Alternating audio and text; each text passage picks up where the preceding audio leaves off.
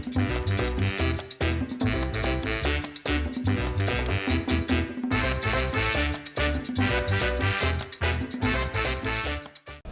morning, my name is Danny Bryant, and I am here with Ace Director Extraordinaire Stewart Bryson from Red Pill Analytics. How you doing this morning?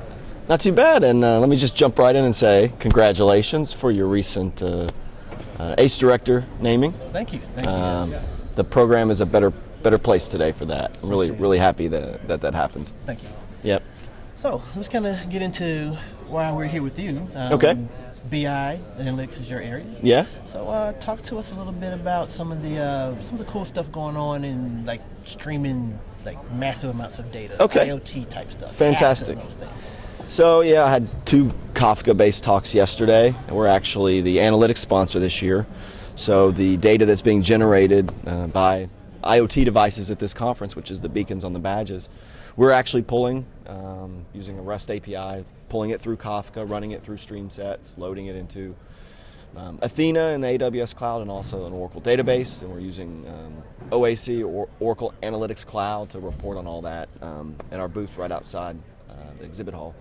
So that's been a ton of fun. I wouldn't call that massive amounts of data. You know, it's a pretty sizable amount of data every time an attendee gets near a session or an exhibitor hall that's recorded.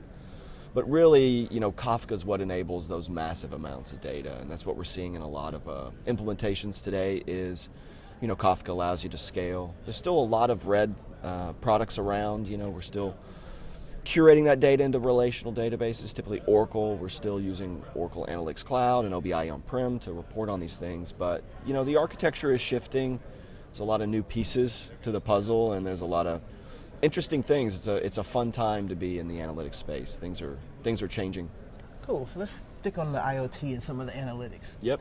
How do you see Oracle's Internet of Things cloud service playing into some of the solutions that you're working with, Yep. as well as kind of what's out there in the industry? So the IoT, the cloud IoT cloud in the Oracle Cloud today, that product is still very good, still very relevant, and I think there'll be a lot of companies and organizations still using it. It's pretty easy to use. It's GUI driven. It doesn't take a lot of time and effort to get up and running with it.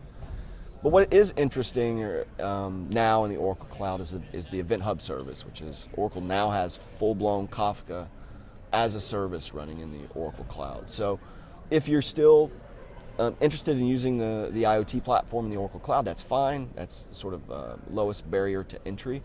There's going to be a lot of people building high throughput applications now in the Oracle Cloud. They'll go through Kafka. They'll probably use Oracle's object store in some way.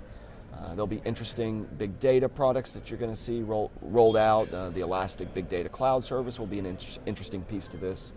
So there is a lot going on in the Oracle Cloud for IoT, or really any kind of streaming data. It doesn't necessarily have to be devices. But if you're interested in moving massive amounts of streaming data into the Oracle Cloud now, you're probably going to do that through the new Event Hub service. So Kafka is alive and running in the Oracle Cloud now. Awesome. That's great news. Always interested to see how we're doing with these things, because that's always the buzzwords: big data, data lakes, Yep. streaming, IoT, and being able to pull all those things together into some solutions is I think where most of the people are trying to go. Yeah, it's great now that Kafka is a great technology, but it's always been sort of difficult to manage. There's a lot of moving parts to it because it tends to have a lot of different nodes. Oracle's going to manage that for you. Another interesting new development is that Oracle Big Data SQL, which traditionally has been a SQL on Hadoop technology. So you can use Big Data SQL to query Oracle databases, anything you can query traditionally with an Oracle database, plus big data, and you can actually merge that together with a single security layer. Now Big Data SQL actually can query Kafka. Okay. There's not a lot of solutions in the marketplace to really query Kafka with SQL. So there's some really interesting options now in the Oracle Cloud to run really a full big data stack, still using the Oracle database at perhaps one end of it, and using Big Data SQL to sort of query all these different components. Sure. It's a good time. Yeah, I completely agree with that. I've been doing some research recently. Oh no! On Here we go. So we're gonna stump the experts. No, but really, so the Oracle database. Let's kind of switch just a little bit. So Yep. the Oracle database has the ability to allow for native JSON parsing. Yep. You have graph, you have spatial, you have a ton of different things that are packed into what we traditionally see as an RDBMS. Right. Thinking about that technology and some of the others that are, I won't say comparable, but kind of pick on a certain component, like a Cassandra, for example, Yep. or a MongoDB that Yep. is kind of JSON specific or tuned for JSON, Cassandra, some other things. How are you seeing those things play together? Yeah, I think in space. I think Oracle's JSON capabilities are very strong. What you would expect from Oracle when they roll out anything and package it up in the database, it's usually very, very good. I don't think that that's the barrier to entry for performance or set of features is not necessarily the barrier to entry. It's really licensing right now. So there's a lot of shops and startups and those sorts of things that see the value of JSON and JSON object stores, but don't necessarily see the value of the Oracle database as a whole because they just don't have experience with it. Sure. So I think the capabilities are there, but I think with cheap options or free options like Cassandra and MongoDB, I think Oracle's sort of got an uphill battle on this one.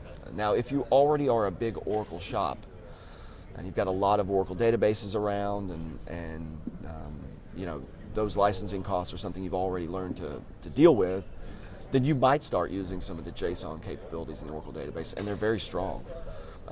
Some of the constraint, you can put constraints on your JSON objects so that make sure that they're legitimate JSON when it writes it. That's a really strong capability. You can query it very easily. You can relationalize JSON documents with views, and you can write dot notation SQL or build views that relationalize it. That's a really powerful feature, to not have to do an additional step of processing to be able to query it with SQL. So I think the capabilities are there. We'll see if people see the value in Oracle software from a licensing perspective. Great. And then finally, we're going to talk to, I know recently the DV 3.0 was released. Yep. And not necessarily talking about things there, but when people are looking at how I can get on-demand analytics, what are you seeing going on? So there's a lot of different options Oracle has for this. So they have traditional on-prem OBIEE, which has data viz in it. Now it doesn't have the newest release. It takes a few revs for the OBI version to catch up with the standalone DV version. But really, the way you're going to be using data viz, if you want to be up to the date on the data viz release, DV Desktop, which is the desktop tool, or the DV Cloud service. And I think the either one sort of satisfies the on-demand use case. If you got a cloud service, that's really, really easy for you to give somebody a log on, allow them to log in. There's already perhaps data sets there. There's already projects that they can look at and use, build upon. But desktop is equally easy. If cloud is not really your bag and you're still your analysts want to be at standalone on their PCs or their Macs, and by the way, the newest version of DVD is supposed to be on the Mac soon. I was just going to ask that question. It's not yet. I think they halted the release. They were having some sort of an issue, but it should be out anytime. That will be a really interesting move, because right now you have to run VMs if you have a Mac to run DV. So I think if you're a Mac shop, you're probably gravitating toward the DV Cloud service. It's very easy. The technologies are the same. It's just one's running in web infrastructure, the other's packaged up in a JavaScript platform that runs as a client app. But the technology underneath is the same code base. So, the products are revving at the same time. So there's a lot of great new features. There's an SDK now so that you can build your own visualizations, build your own connections to different types of technologies. So it's a great tool. I'm speaking on it today at, I think, at 3:45, somewhere in that time range. Check your schedules with Mike Duran from Oracle. Check the app. Check the app. Yes. Sorry. So it's a great product, and we're really excited to be using it and introducing it to customers. Cool. And so finally, Yep. what's anything interesting and cool going on with Red Pill? Oh well, we're started as a traditionally Oracle BI shop, BI and DI or data integration. We still do tons of that, and that's most of our business. But we've been stepping out there and doing a lot of big data projects, using a lot of cloud native tools for visualizing data. There's so many options now for visualizing data and for curating data and really just delivering data to analysts and end users. So we're really it's been fun to invest in these new technologies, and specifically the big data area, the streaming data area. I think that's going to be the majority of the way that organizations are consuming data in the next 5 to 10 years. Sure. So it's been great to be out there and have some projects and actually get some work with some of these technologies. It's really a good time to be thinking about data and using data. Awesome.